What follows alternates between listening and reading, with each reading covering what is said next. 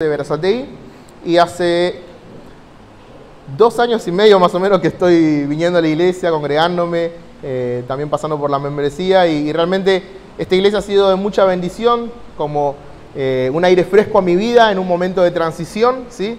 Y quizás lo que tiene que ver con la transición es que justamente hace 3 años el Señor empezó a hablar a mi vida, a hablar a mi corazón con respecto a cómo servirle. Si bien hace ya 11 años tengo el privilegio de estar trabajando y sirviendo con un ministerio internacional que se llama Palabra de Vida, ¿sí? Con el Ministerio de Palabra de Vida estamos en alrededor de 74 países con distintos enfoques, siempre con el enfoque y con la misión de poder alcanzar a la juventud con el Evangelio de Jesucristo. Pero en mi rol y mi ejecución, mi desarrollo dentro del ministerio, el Señor me llevó a distintos lugares y me volvió a traer a Argentina de una forma inesperada. Y siempre desde que volví a Argentina, la pregunta fue, bueno, ¿y cuál va a ser el siguiente paso, no? Entre todo esto, mi corazón y mi persona se estaba acomodando a decir, bueno, mi siguiente paso va a ser mi país. Me voy a quedar acá, voy a estar sirviendo en la nación que el Señor me permitió nacer. Y realmente al principio lo tomé con mucho peso y después como que me empecé a acomodar a todo esto. En medio de toda esa transición viene la pandemia, y en medio de la pandemia con el ministerio estábamos tratando, obviamente, como creo que las iglesias y cualquier ministerio estaba tratando de luchar en contra de la falta de la presencialidad. Entonces estábamos innovando con la tecnología, y a través de la tecnología llegamos con nuestros entrenamientos de liderazgo a distintos países, ¿sí? En un momento yo era uno de los que recibía todos los correos electrónicos de personas de distintos países para comunicarse con Palabra de Vida, y llega un email de una persona que está en el país de Guyana. Cuando llegó ese email, mi jefe me dijo, bueno, asistí a esa persona, acompañélo, era un pastor de una iglesia latina en el país de Guyana, y tuve que investigar un poquito de qué se trataba este país, dónde estaba ubicado geográficamente, y eso llevó a despertar un interés muy bajito, ¿no? Un interés simplemente con la curiosidad de saber qué está pasando en un país como este del que me cuesta encontrar información, ¿no? Así que me contacté con este pastor, lo empezamos a ayudar, a asistir, y bueno, pasó la pandemia y al poquito tiempo el Señor me permitió viajar a las oficinas centrales de Palabra de Vida que quedan en Florida, ¿sí? En Estados Unidos, y allí estando en el país de Estados Unidos, en un café con el director internacional, él me cuenta que hacía muy poquito Palabra de Vida estaba incursionando en nuevos campos. Habíamos llegado a India, estábamos trabajando con gente en Egipto, en lugares difíciles, pero me dice, y también en Sudamérica, estamos llegando a Guyana. Cuando me dice eso, se me abren los ojos de una manera muy grande, simplemente para poder escuchar un poquito más, y él me dice, hay una gran necesidad en ese lugar y no estamos teniendo misioneros nuestros yendo a este país.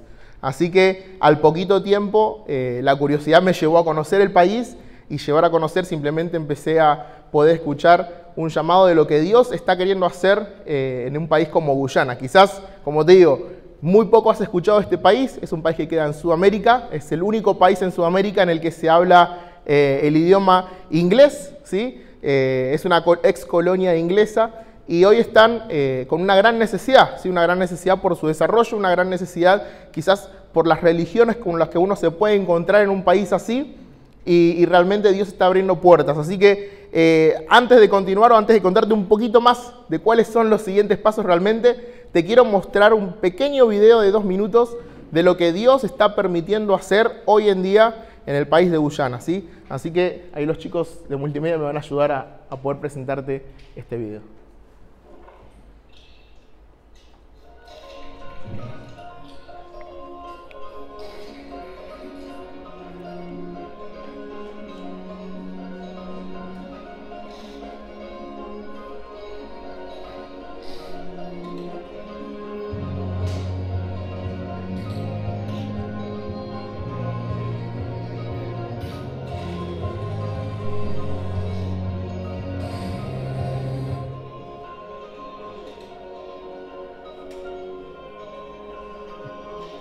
¿No se escucha bien?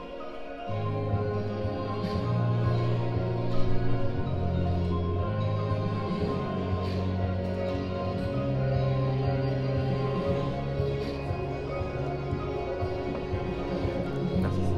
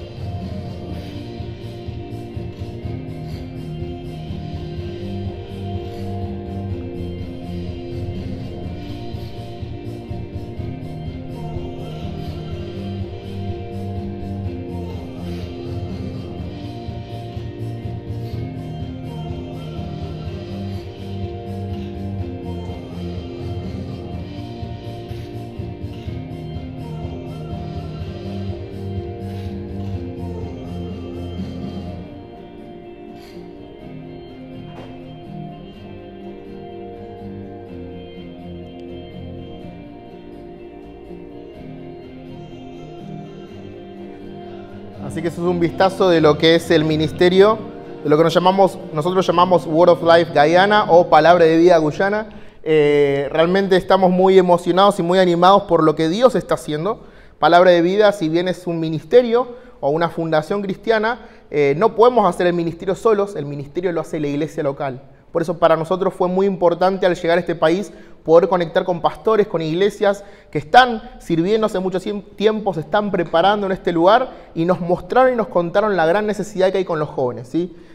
Quizás a nivel de testimonio personal, a mí me pasó que ni bien llegué a este país, me encontré con unas realidades que jamás había vivido personalmente. El Señor previamente a Argentina también me permitió servir en Palabra de Vida Australia y eran contextos muy diferentes a lo que es Guyana.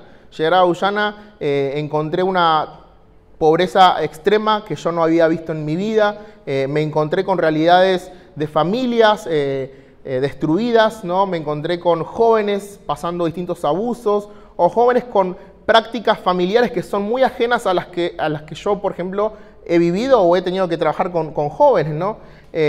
A su vez pude ver un contexto religioso totalmente ajeno al que quizás yo estoy acostumbrado. Encontraba muchos musulmanes, muchos hinduistas, y eso empezó a llamarme la atención y empezó a generar en mi mente una respuesta inmediata. Señor, yo no soy la persona para estar en este lugar. Señor, yo no puedo suplir la necesidad que hay en este lugar, ¿sí?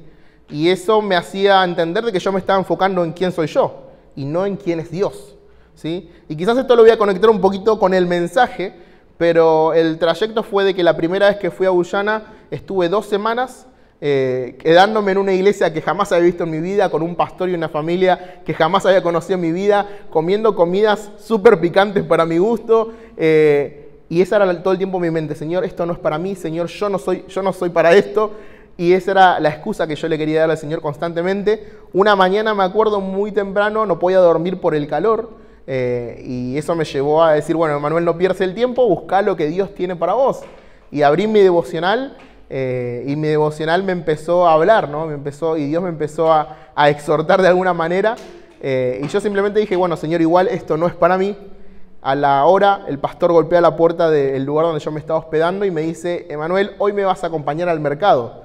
Y en mi mente, cuando visualicé un mercado, dije, vamos a un Carrefour o un Coto. No, nada que ver. Realmente era lo que nosotros conocemos como una feria, pero un poquito más exótico, ¿no? Era una feria donde ellos venden y matan los animales básicamente enfrente tuyo, los traen todo fresco, hay un olor muy interesante en ese lugar, te encontrás con la cultura en su esencia para mí, ¿no? Pero hay algo que me llamó mucho la atención mientras estábamos en ese lugar. Era un lugar que estaba lleno de gente, hacía mucho calor, como te digo, y en un momento muy particular entra un grupo de jóvenes corriendo, ¿sí? Y lo que me llamó la atención, gracias, lo que me llamó la atención es que todos esos jóvenes estaban cubiertos de polvos de distintos colores. Ahora, quizás es algo muy típico o muy de moda para actividades juveniles en nuestra cosmovisión, en nuestra forma de ver el mundo. Pero el pastor me hizo entender algo, me dice, esa es una práctica que sucede solamente en 3 países, me dice. En la India, me dice, en Nepal y en Guyana. Y yo le digo, ¿y qué se trata esa práctica? Es una práctica hinduista, me dice. Todos esos jóvenes están celebrando el triunfo de un dios hindú, me decía, ¿viste? Me lo explicó así de una forma muy sencilla para que yo lo pueda entender, ¿no? Y él me decía que la celebración transcurría alrededor de varios días y me dice, y hoy es un feriado nacional para nosotros, se celebra lo que ellos conocen como el Happy Holi, ¿no? El Happy Holi es esta celebración religiosa. Y vos sabés que en mi mente en ese mismo momento me golpeó la realidad que Dios me estaba queriendo decir y comunicar a través de mi devocional esa mañana. Me hizo entender lo egoísta que yo estaba haciendo con la realidad de tantos jóvenes en Guyana que siguiendo esas prácticas simplemente estaban camino al infierno, ¿sí? Y me hizo entender de que si yo quería mirar para otro lado, simplemente estaba dejando de lado el poder de la cruz, de poder transformar vidas, ¿no? Como un día Dios lo hizo conmigo. Y eso es lo que hoy a mí me está llamando y me está impulsando a poder encaminarme a servir en un país como Guyana. En un país donde hay una gran necesidad.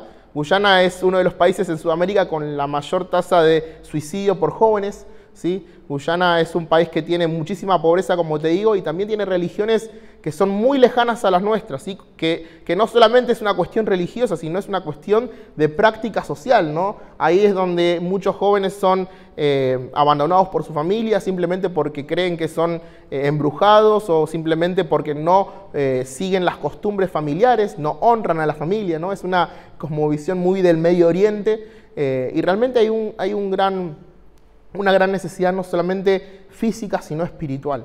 El Señor me ayudó a entender esta realidad, me ayudó a ver esto y hoy, por la gracia de Dios, estoy preparándome, ¿no? Como dijo el pastor, en un mes nos casamos con Lucía y estamos con el corazón ferviente de poder prepararnos para salir y poder vivir en un país así, para poder honrar y servir a Dios y poder ser de bendición a la iglesia local que se está desarrollando allí. Así que si ustedes me acompañan en oración, se los voy a agradecer muchísimo. Nosotros por cada 2 meses con Lucía mandamos reportes ministeriales. También si alguno quiere recibirlos, se acerca a mí y seguramente vamos a estar en contacto para poder comunicarnos, contarles cuáles son las necesidades del ministerio, qué es lo que estamos haciendo y cómo quizás puede ser parte, como siempre decimos, no orando, dando o incluso yendo a Guyana. Así que haciendo un paréntesis de eso y trasladándome un poquito a lo que Dios estuvo preparando en mi corazón para poder compartirte, cuando pensaba, digo, bueno, ¿qué comparto con la iglesia que tenga que ver con esto? No podía dejar de pensar en ese devocional que Dios, en el que Dios me hizo abrir los ojos, ¿sí? Y quizás en ese momento fue un devocional, ¿no?, de la mañana, muy temprano, y con el tiempo se ha convertido en algo que está siendo un fundamento para mí, un fundamento de poder entender cuál es la misión de Dios, ¿sí? Por entender la misión de Dios en sí, para poder tener un fundamento sólido, de decir, bueno, en esto me estoy parando, ¿no? En lo que Dios me está diciendo, en la forma en la que Dios se está comunicando conmigo, esta es mi base para tener la convicción necesaria de permanecer, venga lo que venga, ¿no? Así que en esta tarde, quiero invitarte a que vayas al libro de Mateo, ¿sí? Capítulo 9, versículos 35 al 38. Quizás al decirte ya el pasaje, recordás qué está sucediendo en ese contexto histórico donde vamos a ver a Jesús, ¿sí? Dando un gran ejemplo. Jesús dando un gran ejemplo de lo que es la misión, de cumplir la misión de Dios, ¿sí? Y vamos a ir juntos a leer esta porción bíblica. Te voy a invitar a que te pongas de pie para que lo leas conmigo. Mateo capítulo 9, versículos 35 al 38.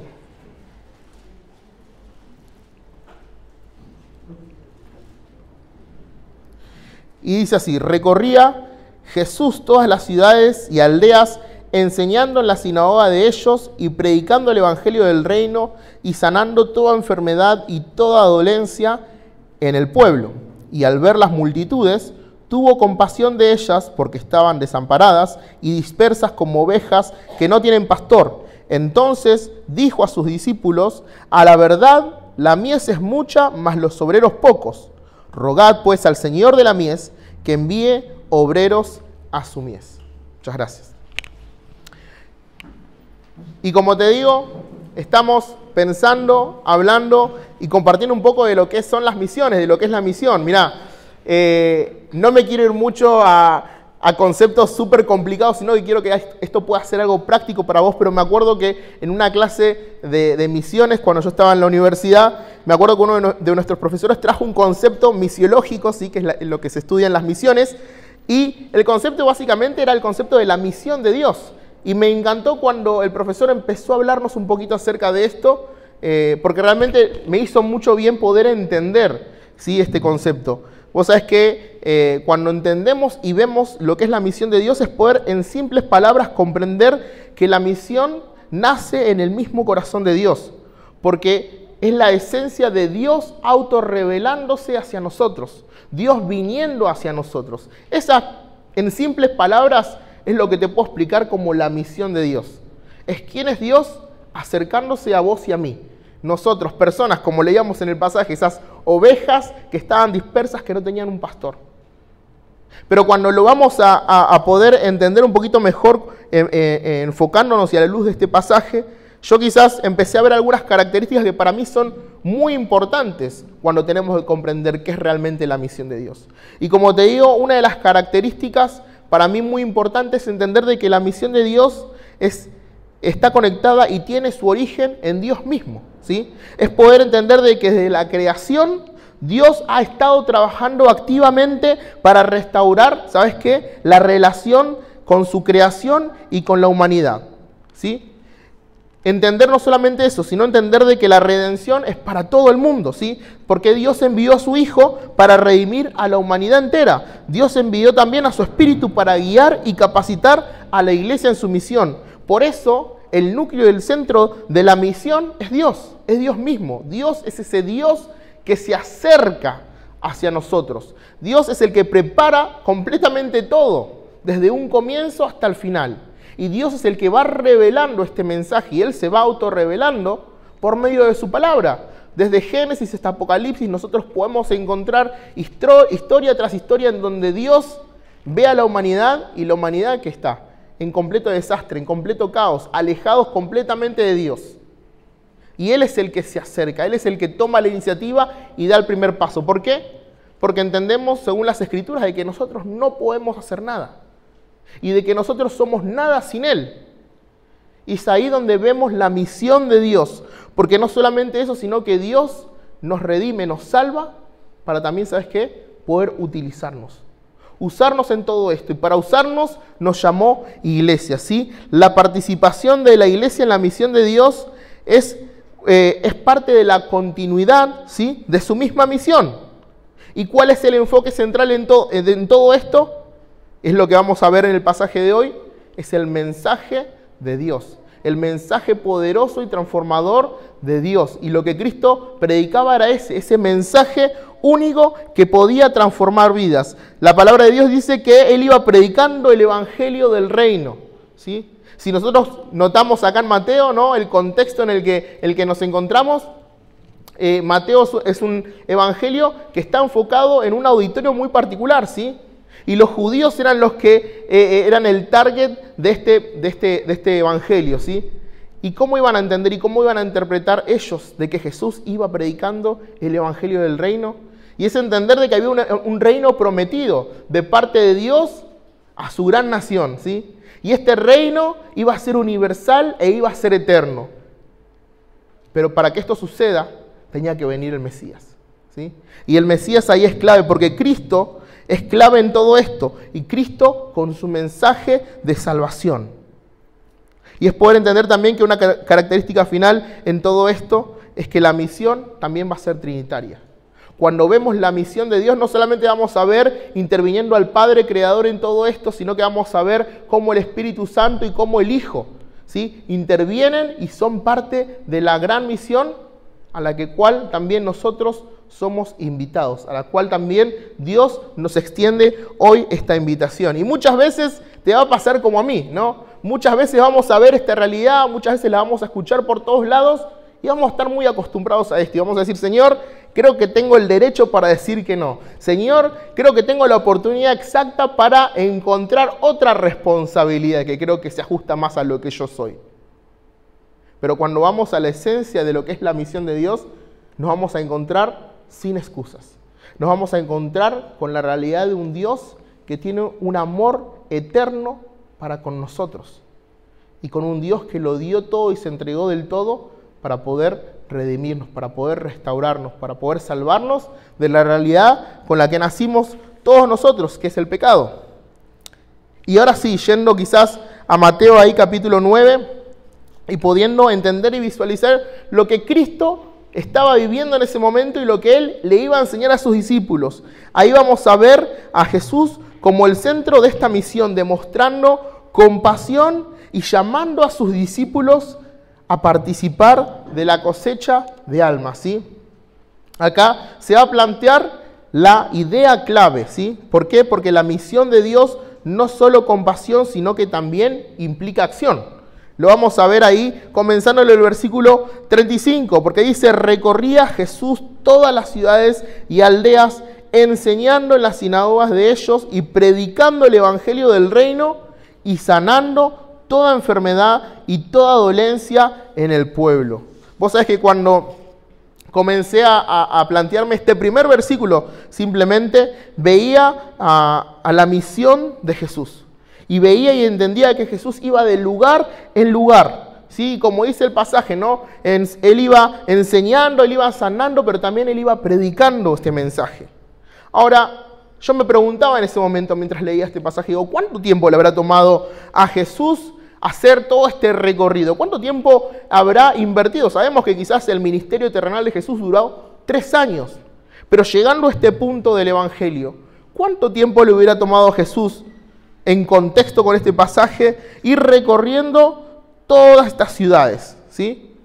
Mira, cuando vamos a ver un poquito de la historia, estudiar un poquito de esto, nos encontramos con algunos historiadores que van diciendo que en la Galilea de los tiempos de Jesús, sabes que existían alrededor de 204 ciudades y aldeas, cada una con un promedio de 15.000 personas. Ahora simplemente hace a grandes rasgos un cálculo matemático con el que te vas a encontrar de que Jesús realmente tenía que estar constantemente rodeado, visitando personas. ¿Alguna vez visitaste, aunque sea 100 personas en un día?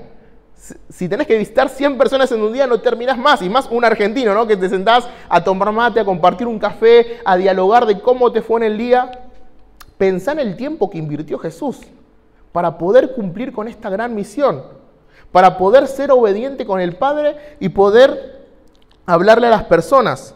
Ahí, cuando tomamos en cuenta las posibilidades, por ejemplo, en rasgos exagerados de todo lo que estamos diciendo, las cifras nos indican que era una gran población y nos hacen comprender, ¿sí?, que el resumen de Mateo se aplica no a un ministerio de pocos días o semanas, sino de meses y hasta probablemente la duración de un año en la que Jesús estaba yendo a todas las ciudades y aldeas.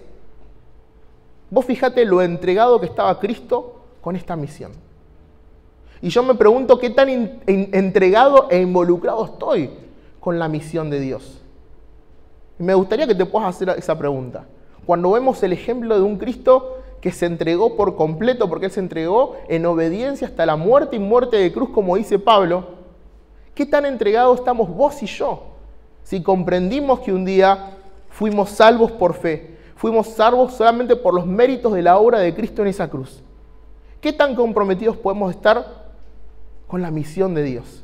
Con esa misión que hoy se nos extiende a nosotros para poder ser parte de la gran obra que Cristo hizo en aquella cruz. ¿Sí? Si podemos observar acá, se va a reflejar el corazón de la misión de Dios, ya que Cristo se movía hacia ellos y Él no era el punto fijo que atraía a las masas hacia Él, ¿no? Sino que Él iba. Obviamente, su ministerio llegó a un punto de popularidad donde Él caminaba y simplemente la gente se acercaba para escuchar, buscando un milagro, buscando algo de parte de Cristo.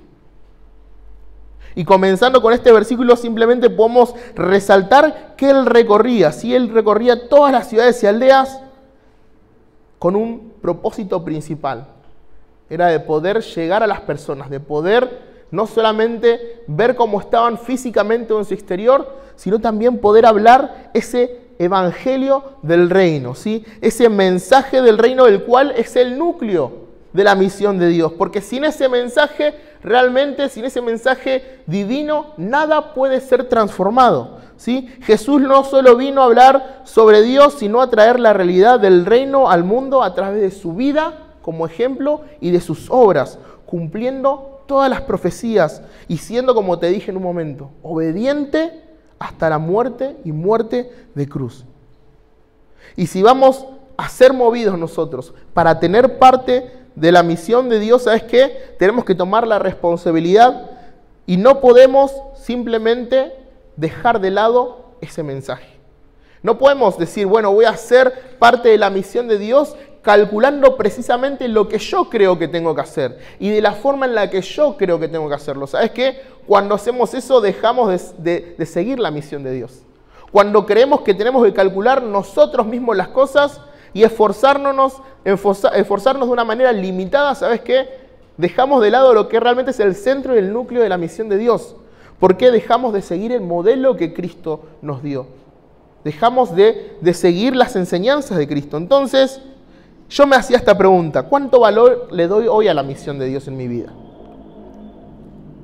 Creo que vale la pena invertir mis recursos y mi tiempo en todo esto. Y a medida que iba leyendo, ¿no?, esta historia, me iba dando cuenta de varias cosas, porque vamos a seguir leyendo. Fíjate el versículo 36 lo que dice. Dice, y al ver las multitudes, tuvo compasión de ellas. Y así comienza el versículo 36. Ahora yo, como te digo, a veces soy visual con todas las cosas, ¿no? Entonces me imagino este Jesús súper atareado, en un momento muy importante de su ministerio, yendo de lugar en lugar, la popularidad de él iba en incremento, la gente se asomaba para verlo, él realizaba milagros, escuchaba a la gente, estaba con ellos, les enseñaba, y en un momento Jesús con sus discípulos se frena todo eso, frena todo el activismo que estaba teniendo, ¿para qué? Para mirar a la multitud. Y a mí siempre me llama la atención porque digo, me imagino a los discípulos, ¿no?, súper encaminados, yendo adelante de todo, tratando de estar atento a todo lo que Jesús iba a necesitar y todo lo que Jesús tenía que hacer, y de repente ven a Jesús que se frena para observar y para mirar a las multitudes. Sin explicación de nada. Nosotros acá estamos leyendo un pasaje donde se nos explica y podemos entender de inmediato lo que estaba pasando. Pero vos imaginate, no sé si alguna vez te pasó, pero a mí me ha pasado en algunos momentos donde estás así, no me acuerdo, en algún momento sirviendo en la iglesia o en el ministerio, ¿no? Estás cargando cosas y estás llevando cosas atrás de una persona que te está guiando lo que tienes que hacer, y si esa persona se frena enfrente tuyo, ¿qué pasa? Te chocas con esa persona y decís, ¿qué está pasando? ¿No? Tenemos que ir, tenemos que seguir adelante. ¿Por qué te frenás? Bueno, algo así supongo que le pasaba a los discípulos con Jesús. Jesús de repente, en medio de todas las cosas que había que hacer, se frenó y se puso a hacer algo que quizás fue un poco atípico para ellos. Y se puso a ver a las multitudes. Y mientras se ponía a ver a las multitudes, el texto nos da luz en esto, porque nos dice que él tuvo compasión de ellas. El texto nos dice que tuvo compasión, porque aquí se va a ver esa conexión directa de lo que Jesús estaba haciendo con la misión de Dios. Dios en su misión se mueve hacia la humanidad, ¿sabes qué? Impulsado por esa compasión. Y cuando vamos a una definición de compasión, nos damos cuenta que la compasión es muy distinta a la pena. La pena es un sentimiento que vamos a tener simplemente por observar y por ver a alguien con alguna necesidad o que esté pasando por algún momento difícil. Esa es la pena que vos y yo podemos sentir, ¿no? Te molesta y te pone triste lo que ves. Y queda ahí. Pero Jesús sintió compasión. Jesús pudo ver y sentir lo que esas personas sentían y vivían, pero eso lo movió a hacer algo más. ¿Cuál fue la gran compasión que tuvo Jesús? Es que al ver nuestra gran necesidad, por culpa de nuestros pecados, Él fue movido a dejar las glorias celestiales y venir a nosotros. Eso es lo que va a mover a Jesús. Y Jesús no solo va a observar y sentir la necesidad de las multitudes, sino que Él va a responder a ellas con un corazón quebrantado por la condición que tenían. Acá, frente a la compasión, nos damos cuenta de que Jesús, si bien era 100% Dios, también era 100% hombre. Y Él podía sentir y podía ver lo que las personas estaban viviendo en ese momento. Es algo único y súper preciso que solamente Jesús podía hacer. Dice, y al ver a las multitudes tuvo compasión de ellas, porque estaban desamparadas y dispersas como ovejas que no tienen pastor. Y en este versículo se utiliza esta gran imagen, la imagen de la oveja. Me encanta porque a lo largo del capítulo 9 vamos a ver algunas imágenes que Jesús utiliza para hablar acerca de las personas y hablar acerca de aquellos que están perdidos. Y cuando vemos la oveja, entendemos que la oveja, básicamente como característica, no sé si alguna vez fuiste a una granja, viste alguna ovejita que te causó ternura, ¿no? Y que te dan ganas de agarrarlo y llevártelo a tu casa, pero cuando entendemos realmente por qué Dios utiliza, no solamente en este pasaje, sino que a lo largo de su palabra utiliza la imagen de la oveja, entendemos que la oveja es un animal que necesita ser protegido y amparado. Es un animal que tiene mucha fragilidad en sí. Y si no hay quien lo cuide, ¿sabes qué va a pasar con este animal? Se va a ir alejando de su rebaño, se va a ir perdiendo sola. Y ¿sabes qué? Este animalito termina siendo una presa fácil para las fieras. En ese mismo momento, cuando Jesús estaba viendo a las multitudes, los vio como una oveja, pero no como cualquier oveja. sino como estas ovejas que están alejadas del redil. Estas ovejas que no están bajo el cuidado del pastor, ¿sí? Y yo no sé si te acordás de lo que Jesús hablaba en Juan 10, pero a mí me encanta cuando Él habla acerca de que Él es el buen pastor. En Juan 10, Jesús habla del pastor asalariado y del buen pastor. Ese pastor que es capaz de dar su vida por sus ovejas. Ese pastor que tiene un cuidado tal que sus ovejas simplemente al oír su voz la pueden seguir. Y Jesús ese es el buen pastor, que estas ovejas están necesitando. Que estas ovejas que están completamente alejadas y perdidas, están en desesperación y en necesidad de un buen pastor. ¿Sabes qué? Las personas en ese momento que estaba viendo Jesús estaban perdidas y necesitaban dirección. Y Jesús estaba mirando mucho más allá. Él miraba más allá de lo que quizás vos y yo podíamos ver. Él estaba viendo la condición real de las personas. Esa condición de que quizás muchas veces las personas niegan. Esa condición de que si yo te cuento mi testimonio, por años negué la condición en la que Jesús siempre me vio, que era esa oveja perdida y desamparada. Y quizás acá quiero hacer un paréntesis si es que estás por primera vez o te acercaste a la iglesia ya varias veces, pero todavía no lográs entender todo esto. Pero vos también estás incluido entre esas ovejas. Y el mensaje que Jesús siempre quiere dar es una invitación a poder entrar a su redil. ¿Por dónde tenemos que entrar? Por la puerta. Y Jesús es esa puerta. Jesús es ese camino por el cual nosotros podemos entrar. El gran problema para toda la humanidad es que estamos perdidos por culpa y por causa de nuestros pecados. Todo aquello que hacemos y que va en contra de los límites que Dios ya marcó y estableció por medio de su palabra. Nosotros merecemos estar perdidos porque elegimos ese camino, nos alejamos por completo de lo que Dios tiene preparado para nosotros. Pero la palabra de Dios es muy clara. Y la palabra de Dios nos enseña y nos dice que a pesar de nosotros ser pecadores, ¿sabes qué? Cristo vino por nosotros y lo hizo viviendo una vida perfecta y entregándose por completo en la cruz por nosotros, derramando hasta la última gota de sangre y resucitando al tercer día, demostrando de que Él es Dios, cumpliendo con la gran misión que Dios tenía, de poder proveer restauración a una humanidad caída y quebrantada por el pecado. Y sabes que esa invitación se recibe y se acepta solamente por fe.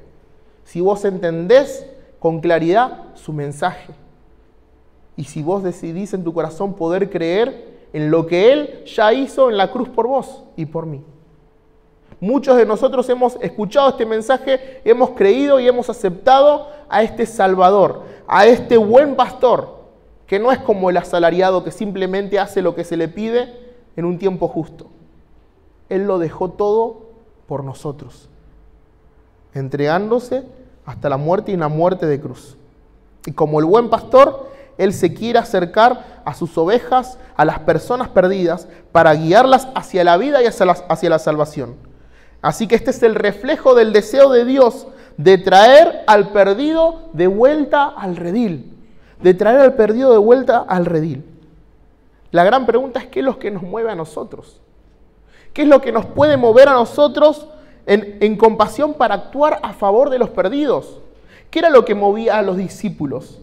Y muchas veces a los discípulos los movía quizás simplemente el hecho de poder seguir a un buen enseñador, a un buen maestro. Y quizás muchas veces a nosotros nos están moviendo constantemente las oportunidades de ministerio, quizás la responsabilidad religiosa de congregarnos, quizás el hecho de poder simplemente cumplir con alguna especie de trabajo de ministerio de responsabilidad. Pero cuando yo pensaba en esta historia, me imaginaba, y quizás no quiero divagar mucho en la imaginación, porque quiero ser fiel a lo que la palabra de Dios dice, pero me da curiosidad, ¿no? A ese Jesús observando a la multitud y sus discípulos mirándolo a Él. ¿Qué está observando? ¿Qué está viendo Jesús? ¿No? Y qué importante es poder observar las cosas como Dios las observa. Qué importante es poder aprender a ver y mirar a las personas como Dios realmente las mira. Como Dios realmente te miró alguna vez y como Dios realmente me mira. Con esa compasión que lo hizo entregarlo todo por nosotros. ¿Qué es lo que nos va a mover en compasión para actuar a favor de los perdidos? ¿Cómo podemos tener los ojos y el corazón de Jesús para ver la necesidad espiritual de las personas? Fíjate lo que dice el versículo 37 entonces. Dice, entonces dijo a sus discípulos, a la verdad, la mies es mucha, mas los obreros pocos. Y acá nos encontramos con una gran realidad, que es la que Jesús le va a compartir a sus discípulos. Jesús simplemente podría haberles dicho, che, bajen de acá y vayan directamente a esas personas que están con una gran necesidad, ayúdenlas. Pero Jesús los llamó a hacer algo mucho más importante. Y que si vos y yo queremos estar conectados con la forma en la que Dios ve a este mundo, tenemos la necesidad y la urgencia de hacerlo constantemente. Que es poder estar en comunión y en conexión con nuestro Padre. Es poder estar en contacto con el corazón que late por las personas que hoy se van al infierno sin Cristo. Es estar en contacto con aquel que planificó y envió a lo más preciado que tenía, a su Hijo, para ofrecernos la salvación. Cuando Jesús estaba mirando y observando a las multitudes, es increíble. ¿Por qué? Porque Él hacía algo tan común y tan frecuente para las personas. Y Él de pronto invita a sus discípulos a parar con toda la actividad, a parar con todas las cosas que ellos podrían estar haciendo, para no hacer más que mirar y pedirle al Padre. Y ese es el primer paso. A veces estamos muy atareados, tratando de hacer un montón de cosas, y Cristo simplemente nos dice, hey, pará la pelota un poco, detenete ahí donde estás, deja de hacer tanto, y ponete en sintonía con el Padre. Conectate con Él, buscalo en oración y pedile a Él que sea el que provea para lo que está faltando. En este caso, obreros para la mies. La mies es la imagen agrícola que se va a utilizar aquí en este pasaje para representar a las personas listas para responder al Evangelio. Y Dios, ¿sabes qué? Dios está trabajando en el mundo y está trabajando ya en el mundo, ¿sí? Cuando yo te hablaba de Guyana, yo ya sabía que Dios ya estaba trabajando en Guyana. No es que Dios va a empezar a trabajar en Guyana porque Manuel va a ir, o Dios va a empezar a trabajar en determinado campo porque el misionero va a ir. No, Dios ya está obrando. Dios ya está haciendo las cosas que tiene que hacer. Dios nos está extendiendo la invitación a que podamos ir y cosechar. El campo está maduro para la cosecha y en varias ocasiones Jesús iba a usar, ¿sí?, la imagen del campo listo para la cosecha. ¿Te acordás de Juan capítulo 4, versículo 35 al 38? Él le hablaba de los campos a los que ellos iban a ser enviados para realizar la cosecha de aquello que no plantaron. Y este es un eco claro de la misión de Dios. Dios ya está preparando los corazones de las personas, pero faltan obreros que vayan y recojan la cosecha. Y acá es cuando a mí me impacta muchas veces cuando empezamos a ver estadísticas. Mira, yo te voy a confesar algo. Soy muy malo con los números. Mi novia siempre se ríe de mí y me dice, ¿sabes un segundo idioma? Pero cuando tenés que leer números en tu propio idioma, los mezclás. Yo, mira, acá me anoté para tratar de ser lo más claro con vos y no generar mucha confusión, ¿sí? Y espero que lo puedas entender porque son algunas estadísticas que realmente cuando las leo cautivan un poco mi corazón y me movilizan a algo. Pero vivimos en un mundo que está lleno de personas. Somos más de 7.9 mil millones de habitantes en este mundo, ¿sí? Y vos sabés que hay un 41% de personas que se categorizan como personas no alcanzadas. ¿Sabes qué significa o quiénes son las personas no alcanzadas? Son personas que tienen menos de un 2% de acceso al Evangelio. Significa que son personas que viven en regiones en las que quizás no hay una iglesia, no hay un predicador, no hay ni siquiera la opción de buscar la palabra Jesús por internet. Nada de acceso al Evangelio. ¿Cómo van a escuchar si nosotros no vamos? ¿Cómo van a entender esto si nosotros no vamos? ¿Cómo van a recibir la posibilidad? Ya Dios está obrando allí. Pero Él les hablaba a sus discípulos y les decía: pídanle al Señor de la mies que envíe obreros a su mies. Y no solo esto. Este 41% que representa un 3.5 mil millones de personas, aparte de eso, ¿sabes qué? Hay algo que más me impactó cuando pude ver esta estadística, que no solamente está la categoría de personas no alcanzadas, sino que hay una categoría más, y que son las personas no evangelizadas. ¿Sabes cuáles son las personas no evangelizadas? Son aquellas que en su contexto tienen un 2% o más de acceso al Evangelio, pero que aún así el Evangelio no llega a sus vidas, no llega a ellos. Y estas personas representan un 1.20 mil millones de personas. Ahora, ¿qué es lo que estamos haciendo nosotros? ¿Cómo lo vamos a hacer? ¿Cómo vamos a desarrollar las misiones? Para cumplir con la misión de Dios. Para cumplir con la misión que es la de redimir, de Dios de redimir a las personas, y que como iglesia hoy nos quiere hacer parte. Mirá, solo 1 de cada 209.000 cristianos se va como misionero a un contexto de personas no alcanzadas. Esa es otra estadística. Solamente 1 dentro de 209.000 cristianos responde para ir a trabajar e ir a llevar el Evangelio al contexto de personas no alcanzadas. Y el desafío que le va Jesús a sus discípulos es poder mirar a las personas como Él las ve y poder entender de que hay un campo que ya está preparado. La mies es mucha, mas los obreros son pocos. ¿Cuál va a ser nuestra respuesta cuando nos enfrentamos a la gran oportunidad, pero donde hay pocas personas respondiendo? La respuesta que Jesús le da a sus discípulos es, primeramente, ora a Dios para que envíe. Porque mientras vos orás a Dios, el Padre, para que envíe, Dios va a empezar a trabajar en tu corazón para demostrarte cómo es que vos y yo tenemos que ser parte de esto. Cómo es que vos y yo tenemos que ser responsables con la gente que está a mucha distancia de nosotros, pero también, como te decía, con ese 15% de personas no evangelizadas, que ese 15% representan a las personas que están completamente a nuestro alrededor. Personas a las que nosotros fácilmente podemos llegar para poder compartirles el mensaje del Evangelio. Hay una gran necesidad de trabajadores en las misiones y Dios nos da la oportunidad, pero espera que su iglesia responda a este llamado. ¿Estamos dispuestos siquiera a dar el primer paso, que es orar? Y yo acá no vengo con el dedo acusador, yo fui el primer culpable de decir, Señor, yo no quiero ir, ¿no? Pero el primer paso es orar. El primer paso es hablar con Dios.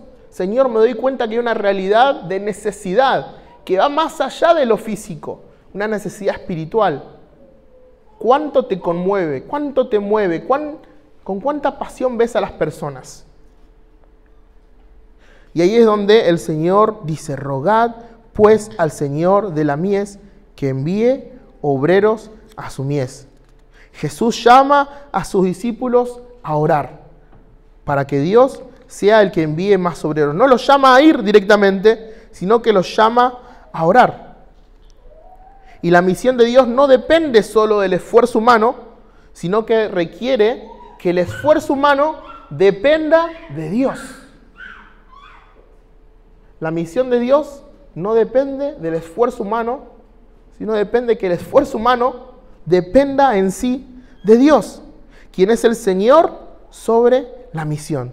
Dios llama y envía a los obreros y la iglesia debe estar en sintonía con el corazón por medio de la oración. Mirá, En un momento, recordando algunos apuntes que tenía, me encontré con una frase de un teólogo alemán. Y él decía lo siguiente, dice: no es la iglesia la que tiene que lograr la misión de salvación en el mundo, es la misión del Hijo y del Espíritu a través del Padre que incluye a la iglesia.